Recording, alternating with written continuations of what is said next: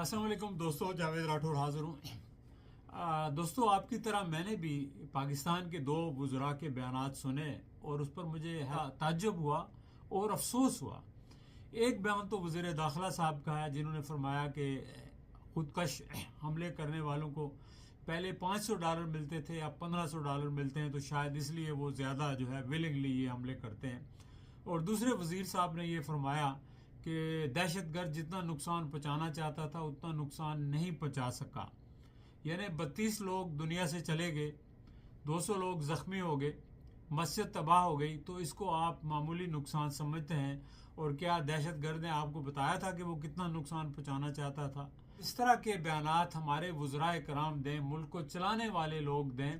تو پھر اس کے اوپر آپ کیا کریں؟ مجھے تو ان کے بیانات سن کے ان کی جو حالات سے نابلدی ہے اس کا پتہ چلتا ہے، ان کی جو شیلو اوپینین ہے اور ان کی جو سطحی اپروچ ہے وہ اس کی غمازی کرتے ہیں ان کے بیانات۔ پہلے وزیر داخلہ صاحب نے کہا تھا کہ یہ بلوچستان کے جو دہشت گرد ہیں یہ کیا ایک ایس ایچ او کی مار ہیں۔ پھر اس کے بعد آپ نے دیکھا کہ بلوچستان کے اندر کتنی کاروائیاں ہوئیں، تسلسل سے ہوئیں، بلکہ پچھلے 2 ہفتوں میں تو 12 مقامات کے اوپر انہوں نے ایک ہی دن کارروائی کی۔ تو اس کے بعد آپ کو اندازہ ہو جانا چاہیے کہ جو ہمارے حکمران ہیں، بالخصوص وزیر داخلہ ہیں، ان کی کس حد تک وہ داخلہ معاملات کے اوپر کنٹرول ہے۔ مجھے معلوم نہیں کہ انہوں نے کرمنل جسٹس پڑھا ہے، انہوں نے کسی انٹیلیجنس ایجنسی میں کام کیا ہے، یہ کسی دفاعی یا سیکیورٹی ادارے سے وابستہ رہے ہیں، ان کا بیک گراؤنڈ کیا ہے کہ ان کو وزارت داخلہ دے دی گئی۔ یہ پنجاب میں انہوں نے پبلسٹی اچھی کی 9 مئی کے واقعے کے بعد اور پی ٹی آئی کو خوب اس میں رگیدا، تو شاید یہی ان کا میرٹ تھا، اسی وجہ سے ان کو وزیر داخلہ بنا دیا گیا۔ مجھے تو کوئی سمجھ نہیں آتی کہ یہ وزیر داخلہ ہیں کیوں ہیں، ان کو تو سمجھ ہی نہیں ہے داخلہ کی، اور ان کے بیانات ان کا جو انڈرسٹینڈنگ ہے داخلہ کے معاملات کے اوپر، وہ ان کے بیانات اس کی گواہی دیتے ہیں کہ ان کو کوئی انڈرسٹینڈنگ نہیں ہے۔ مرض کی تشخیص نہیں کریں گے، اس کا علاج نہیں کر سکتے۔ بلوچستان میں جو دہشت گردی ہو رہی ہے یا ملک کے دوسرے حصوں میں ہو رہی ہے، یہ محض اس وجہ سے نہیں ہو رہی کہ لوگوں کو $500 ملتے تھے اور ابھی $1500 مل رہے ہیں، اور تب جا کر وہ اپنے آپ کو پھاڑ رہے ہیں، یعنی کم و بیش 4-5 لاکھ 4.5 لاکھ بنتا ہے۔ تو اس کے لیے تو کوئی اپنی جان وہ نہیں پھاڑے گا، اس کو 20 لاکھ بھی ملے، 50 لاکھ بھی، ایون 1 کروڑ روپیہ بھی آپ دے دیں نارمل آدمی کو، تو وہ اپنی زندگی کا سودا نہیں کرے گا۔ اس کی بہت ساری وجوہات ہیں جن کو سمجھنا اور ان کا سدباب کرنا ضروری ہے۔ دیکھیں، اس کی پہلی جو وجہ ہے نا، اس پر آنے سے پہلے میں ایک بات آپ کو بتاؤں کہ دیکھیں، آپ زمین میں جب کچھ بونا چاہتے ہیں نا، تو پہلے اس کو تیار کرتے ہیں، جگہ کو، وہاں کھاد دیتے ہیں، پانی دیتے ہیں، ہل چلاتے ہیں، پھر بیج بوتے ہیں، تو پھر وہ فصل اگتی ہے۔ تو اسی طرح یہ جو دہشت گرد ہیں، ان کے لیے ایسا ماحول پہلے پیدا ہوا ہے جس سے فائدہ ہمارے دشمن اٹھاتے ہیں۔ وہ ماحول کیا ہے اور وہ وجوہات کیا ہیں؟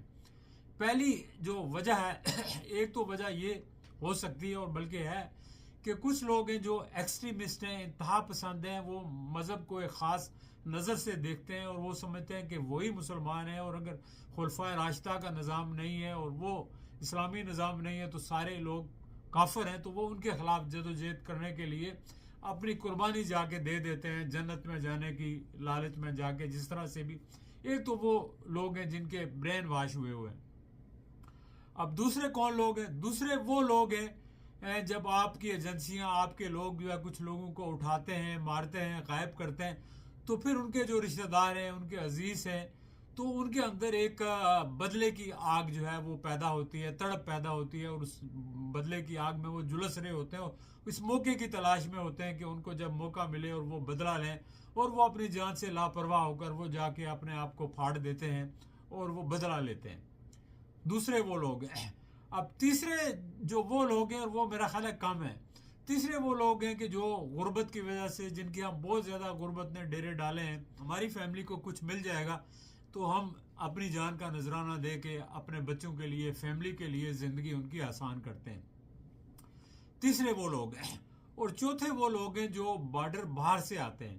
باہر سے آنے والوں کی بھی کوئی نہ کوئی وجہ ہوتی ہے، محض اس لیے نہیں کہ کوئی دوسرا ملک بھیجے تو وہ آ جاتے ہیں۔ وہ خود موٹیویٹڈ ہوتے ہیں، کسی ایک وجہ سے موٹیویٹڈ ہوتے ہیں، چاہے وہ غربت ہو، چاہے وہ بدلے کا عنصر ہو، چاہے وہ ان کے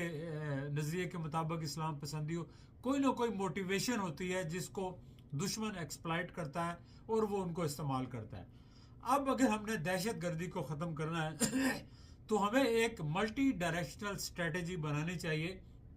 اور ان ساری چیزوں کو ایڈریس کرنا چاہیے۔ سب سے پہلے تو یہ ہے کہ ہمیں غربت کو ایڈریس کرنا چاہیے، یہ غربت ہے وہ ختم ہو، اور غربت تبھی ختم ہوگی کہ لوگوں کو ایکول اپرچونٹیز ملیں گی، لا لیسنس ختم ہوگی، انصاف ہوگا سب کے لیے، تو غربت ختم ہوگی، رول آف لا ہوگا۔ دوسرا یہ ہے کہ آپ جن لوگوں کو اٹھاتے ہیں شک کی بنیاد پر، ان کو جس طرح سے آپ غائب کر دیتے ہیں بجائے اس کے کہ آپ کورٹس میں بھیجیں، تو پھر اس وجہ سے بھی ظاہر ہے کہ اس چیز کو آپ نے نظر ثانی کرنا ہوگی کہ اس کا کیا بہتر طریقہ ہو سکتا ہے، اور آپ اس کو اوائڈ کریں تاکہ باقی لوگ آپ کے خلاف نہ پروپیگنڈا کر سکیں نہ آپ کے خلاف ہو سکیں، ان کی فیملیز کو بتائیں کہ یہ لوگ ایسا کرتے ہیں اور ان کو پروف دیں۔ تیسری بات جو رہ گئی اسلامک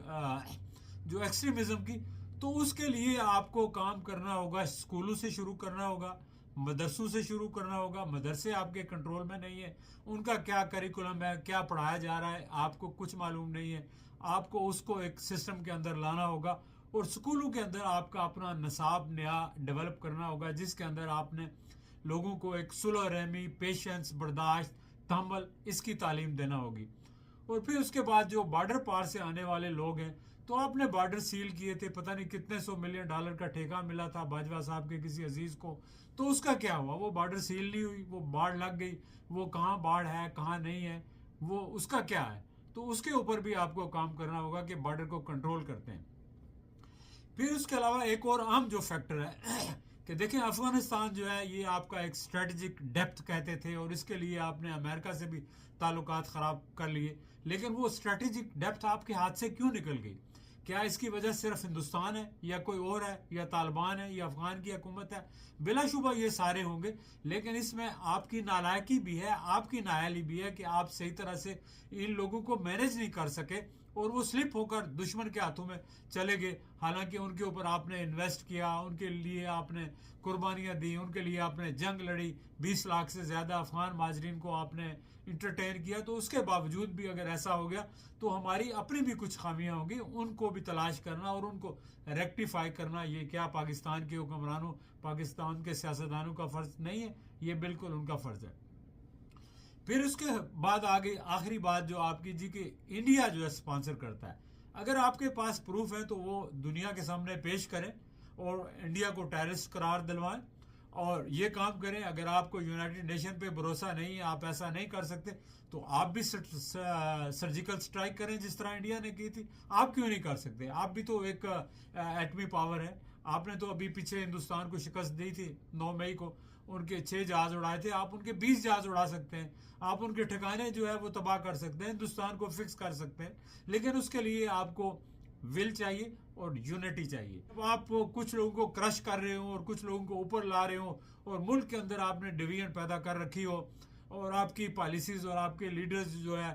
آپ کے جو منسٹر حضرات ہیں، ان کی اس قدر سطحی اور شالو سوچ ہو کہ وہ معاملات کی سنگینی کو سمجھنے سے بھی قاصر ہوں، تو پھر آپ یہ مسئلہ حل نہیں کر سکتے۔ نہ آپ ٹیررزم پر قابو پا سکتے ہیں،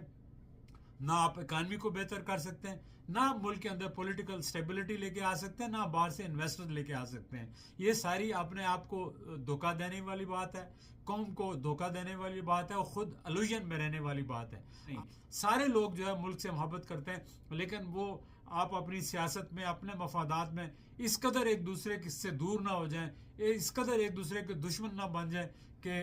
جو ہے دشمن اس کا فائدہ اٹھائے اور آپ کو نقصان ہوتا ہے۔